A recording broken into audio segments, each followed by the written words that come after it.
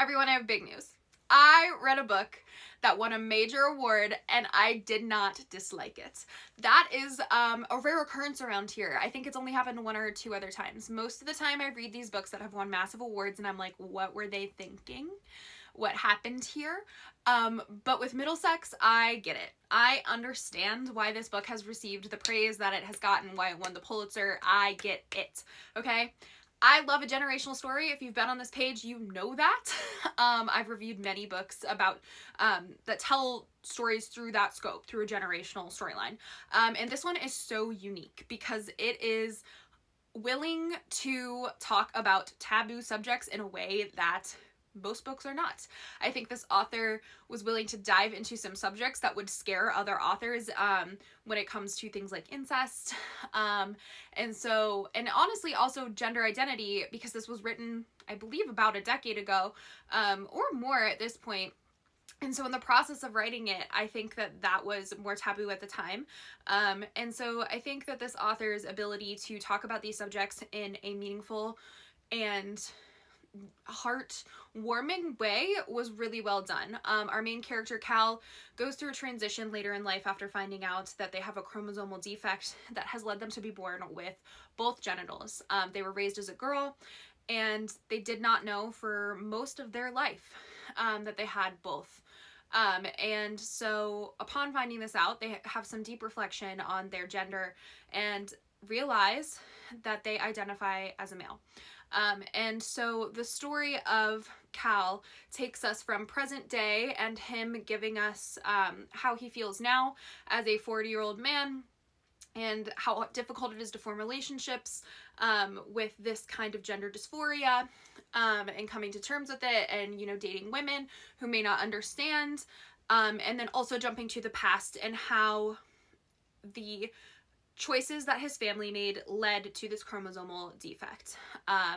And we go all the way back to his grandparents who were born in Greece and they immigrate to the United States and they are deeply lonely, this brother and sister, and so they marry each other. They have a farce of a relationship while they're immigrating. They make everyone think that they have fallen in love on the boat while they're immigrating over and that they're strangers, and they get married and they keep the secret for honestly their whole lives. No one really knows until his grandma later in life on her deathbed confesses to Cal that her husband was also her brother. And so we get this generational telling that really unveils secrets and family secrets over time that, like I said, in another author's view would probably be too taboo to talk about. And so I appreciated the ability to dive into these things in a way that was written just so beautifully, and I really wanted to learn like what was gonna happen. I cared deeply about all of the characters who were not as comfortable with the gender transition were still so in love with their child or brother or sister in all of these scenarios that it was lovely to see that this was written and told with care, and I just really appreciated that. The only place that it falls short for me, and the only reason it didn't get 5 out of 5 stars, is because some of the chapters were just too long, and so they lost the emotional weight of what they were trying to do. But I think this book has one of the best quotes I've ever heard in my life, and I don't have it in front of me, so don't judge me if I get it wrong, but it is to the effect of, I was born twice. Once as a girl on whatever day, and then a second time as a boy on whatever day. I did not do that in a very good way.